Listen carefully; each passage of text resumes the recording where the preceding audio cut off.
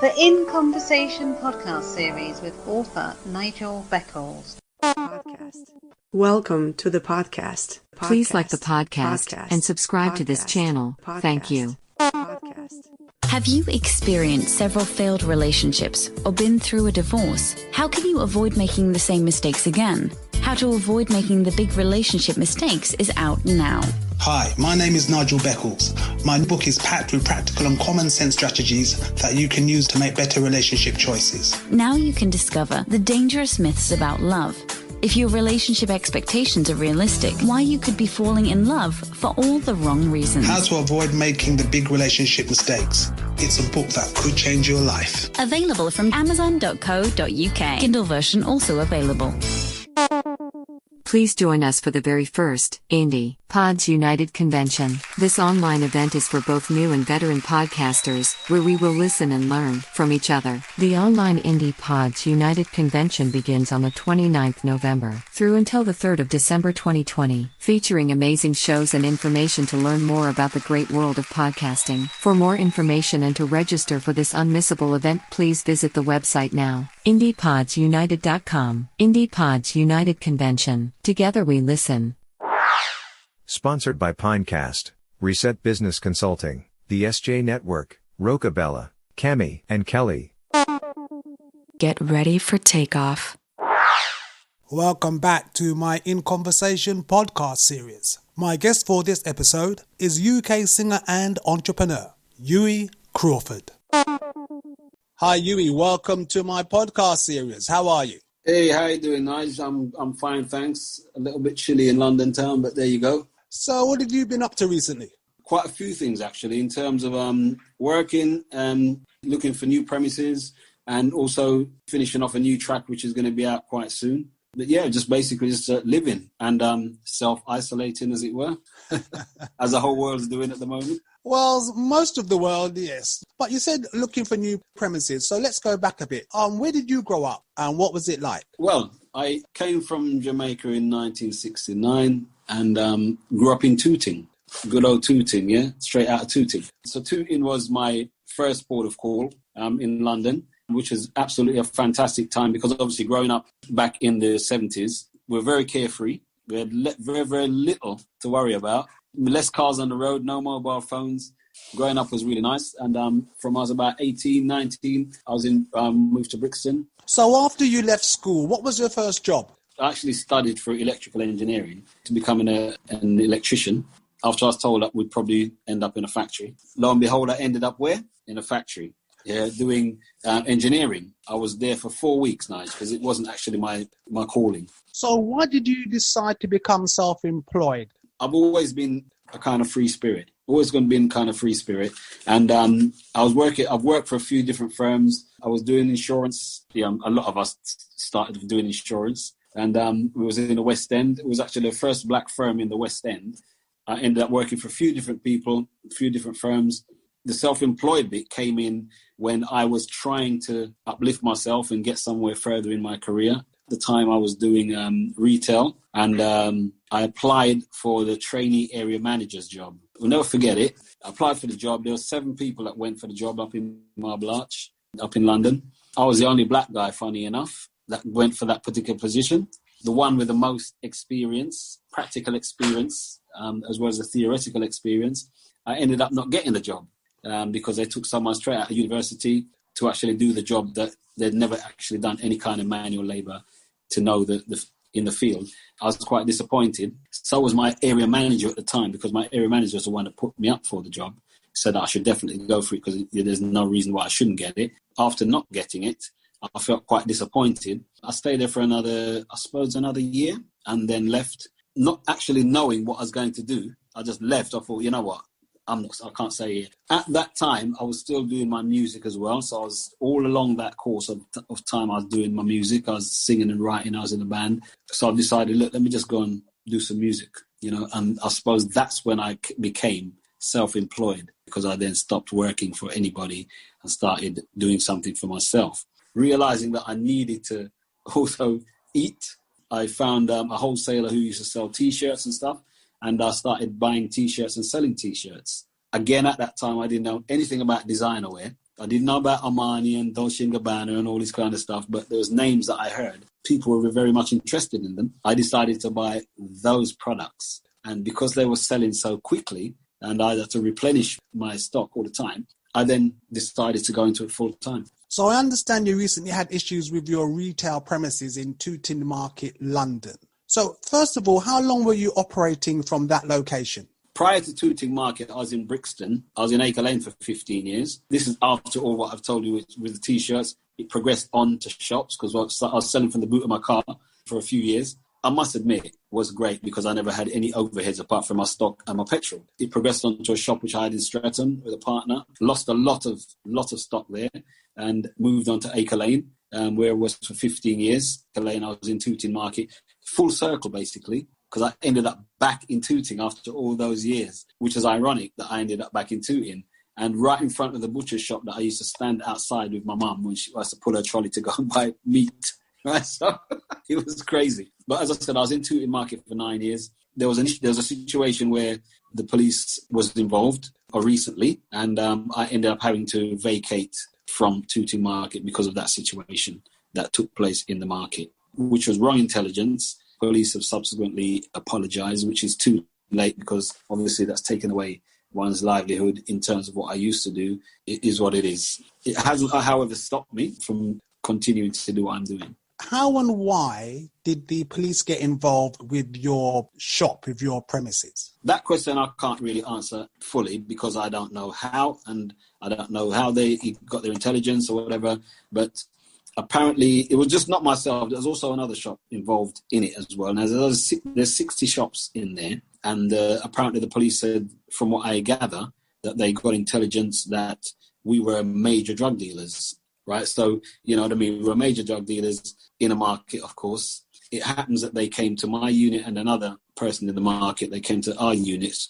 The only two black businesses that had been in there for years plus. And there was a couple of other people who had been in there around the same kind of time. But they picked on two of us because we were quite two popular businesses. We'd actually just renovated both our shops. Obviously, COVID had hit and there was all lockdown. So after lockdown, we came back with the new impetus. And, brand new visual. People actually seeing us visually new for the first time. And the business actually picked up quite well because of that.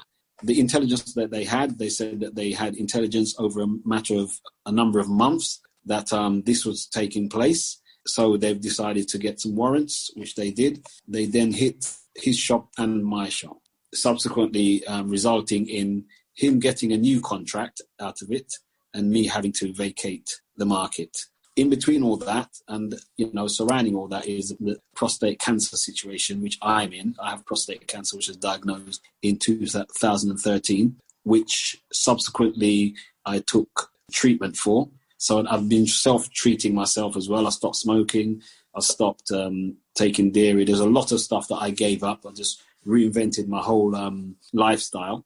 My eating habits, everything changed. And obviously I've been self-medicating myself as well, looking into different medications that people do use for this. Cannabis being one of them, cannabis oil, legal cannabis, which is worldwide now. Everyone knows about that now. Very big in California and different other places in America, which they use for various glaucoma and different other ailments. So I myself went into that as well, and I happen to have some which I'd used for my smoothies, which I use in my smoothies, sprinkle it onto my salad, which I eat greens every day, and I make the tea. And I just happened to have had some on me that day, which I just finished making some tea when they came, which is like ironic, really. Hence, they decided that was the reason for them to pursue me as a major drug dealer. I must say that they came with helicopters, they came with riot shields, they came with dogs, over 30 officers, to no avail, because what they were looking for was probably Class A. Obviously they had some totally wrong intelligence. The rest is history, really. I must add, Scotland Yard commander behind the drug enforcement strategies, I think his name is Commander Julian Bennett, also came out into the open and told the general public via the Daily Mail that he also uses cannabis for his medical purposes. So again, there you go. I threw that one up in the air so people know that, look, I'm just an ordinary guy, and he's a commander who deals with the strategies behind cannabis has come out and said he uses it for his own medical purposes. So hopefully we're both sitting on the same sofa and I'm not sitting on a different one than him. Well, I use CBD oil myself, and obviously it's cannabis free in terms of, I think it's THC it's called. Yes. The actual chemical that makes you high or makes a person high. And it's, as you say, it's quite legal. Yeah. So what have you been doing since the raid then, and you've left the premises? Well, I'm still doing my music. I've not stopped doing that. So we recorded a track some time ago, and I went back with the producer and we spoke about releasing it. I've also, as I said, just put myself into a storage facility where people can still come and purchase their stock. I've also decided to go fully e-commerce as well. So I've got an e-commerce website, which will be coming live in the next 2 weeks' time. So people can actually shop worldwide from my site and still do all my exclusive wear. A lot of the local designers as well. I get into a lot of their products as well, which I actually market and sell. So I'm still doing everything that I used to, but at the moment, obviously quite tentatively, one, because of COVID, and two, because I'm looking for, again, a new visual premises as well. So you mentioned music previously. So what inspired you to become a singer? I've always loved music. From a younger age, I used to sing, and everyone comes out and says, yeah, man, I used to sing in church. It was a gospel. And no, we did used to have to sing in Sunday school and stuff like that. But my brother and I and a friend of ours, Paul Staples, we all started a band called Special Occasion. We were actually totally useless at that time.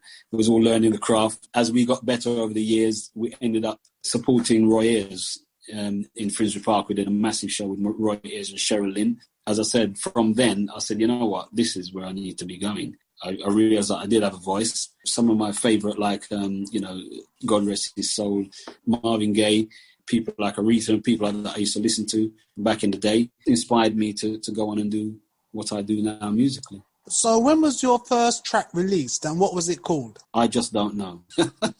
That's the name of the track. Thought that was your answer. Just don't know. Just don't know. At that time, I was working with people like Mary Rose, Wayne Marshall. Big up to Jack Rubin, who's still my business partner in the production company that we run, Launchpad Media. Back then, Irene, who just recently passed away, God rest her soul.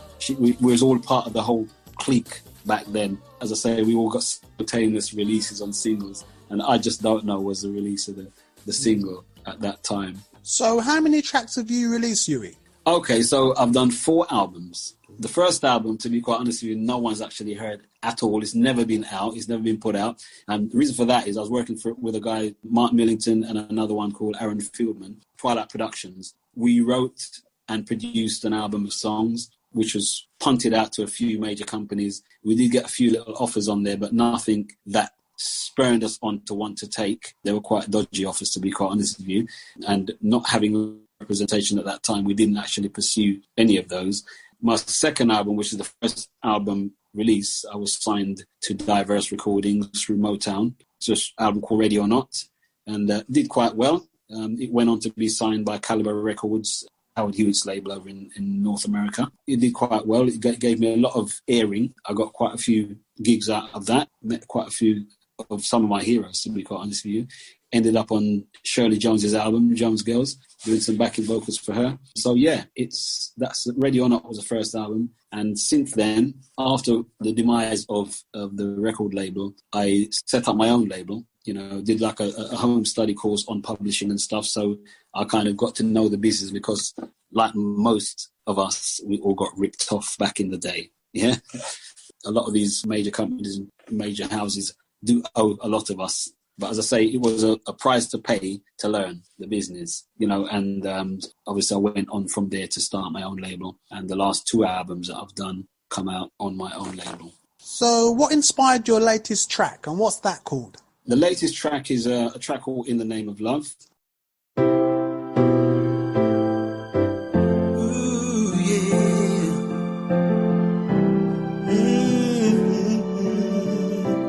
Nations rising against nation,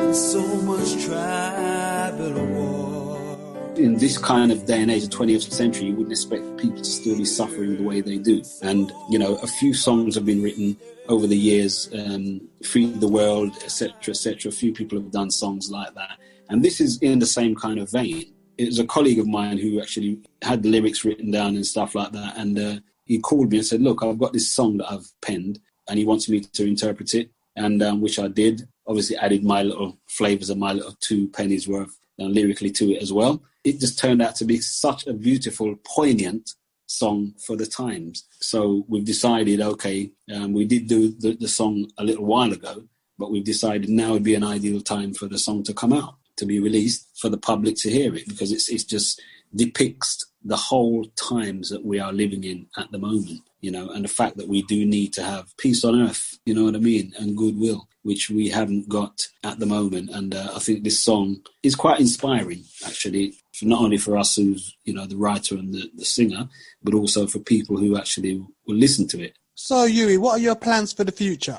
Health is the main thing, to get my health in very good shape, to also try and do something which is going to be more of a legacy, something that I can leave to say, well, yeah, I've done that, and that's going to be something that's beneficial to the mass. And live a long life, really, and keep on making music. That's basically it. Come into the world with nothing, we're going to all leave with nothing. So, because money is people's god nowadays, and it's a shame because, like, we all need it, but the times we're living in, come on, you know, that's the least of our worries at the moment. So health, strength and goodwill. That's basically it, to keep on making some good songs. Well, as they say, your health is your wealth. There's no doubt about that. So, Hughie, how can people contact you?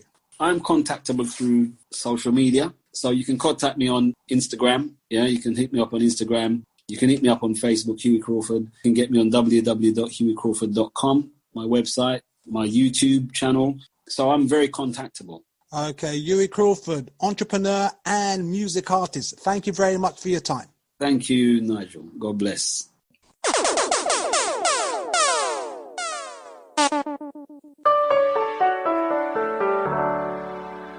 If you are interested in being a guest on the In Conversation podcast series, please visit the website author.nigelbeckelspodcast.com. Thanks. Thank you for listening. Please like and subscribe. Another In Conversation podcast coming soon.